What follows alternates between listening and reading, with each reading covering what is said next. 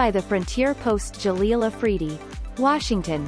Federal Minister of Planning for Pakistan, Mr. Ahsan Iqbal, while speaking to journalists in Pakistan Embassy, Washington, D.C., stated that there is no truth in the rumors that IMF is asking Pakistan to disclose the project's details which China has undertaken in Pakistan.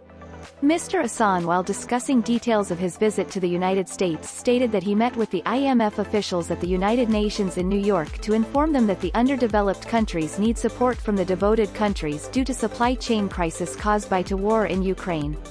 Mr. Ahsan also stated that his talks with the IMF officials in Washington were productive and that he has assured them that Pakistan means business, and that the present government will honor its commitments with the IMF. Mr. Ahsan was hopeful that after the IMF board meeting, first tranche of $1.7 billion should be released to Pakistan in the month of August, whereas extension of another $1 billion will also be discussed in coming days. With regard to U.S. and Pakistan relations, Mr. Ahsan was of the opinion that since last couple of decades these relations were based mostly on security-related issues, whereas now it's time that these relations turn into more economic issues. America is our highest exporting partner. America can help us with regard to education, information technology and environment sectors, Mr. Ahsan said. Mr. Ahsan further said that nobody is bullying Pakistan and that a nuclear state cannot be bullied. In reply to a question, Mr. Ahsan said that all important decisions are being made in Pakistan and by the coalition parties. Mr. Ahsan also said that in his opinion expatriates should have representative members in the National Assembly so their issues can be addressed and solved. While criticizing Imran Khan, Ahsan said that if Imran had stayed for a few more months as the Prime Minister, Pakistan certainly would have become like Sri Lanka.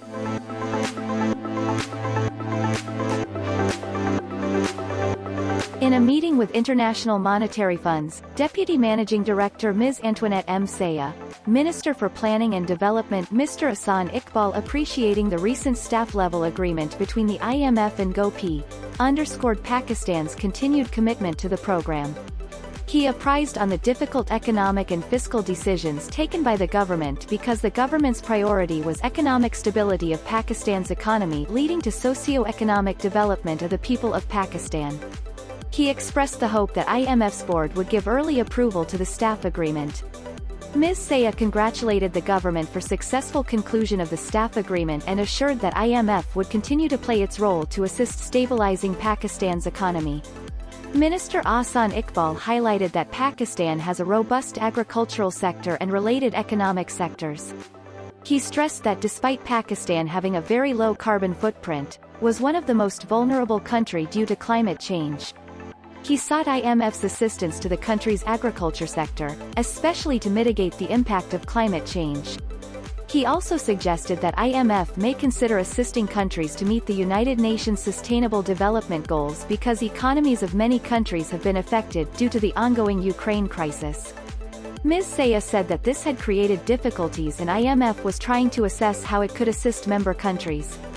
Minister Ahsan Iqbal requested that IMF may consider extending training to public officials from provinces of Pakistan for capacity building in matters related to public finance, because such important areas had been devolved to the provinces after the 18th constitutional amendment.